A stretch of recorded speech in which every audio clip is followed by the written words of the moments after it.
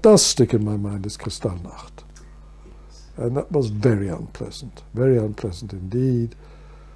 Something like 10 or a dozen stormtroopers just invaded our flat. What sort of time of day was this? This was late afternoon, looted everything they could lay their hands on, even to the extent of grabbing a necklace that was around my sister's neck.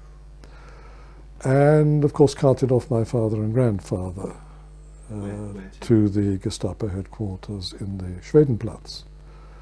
But fortunately, they emerged unscathed. They were back home the next morning. There was a certain amount of difficulty. My father was released, and he said, to his credit, "I'm not living without my father-in-law." So he waited around until he was also released. And then an odd thing happened. This was early in the morning, must have been 3 or 4 a.m. There was no way of getting back home. So they came home by taxi. But of course, having been carted off peremptorily, he had no money on him.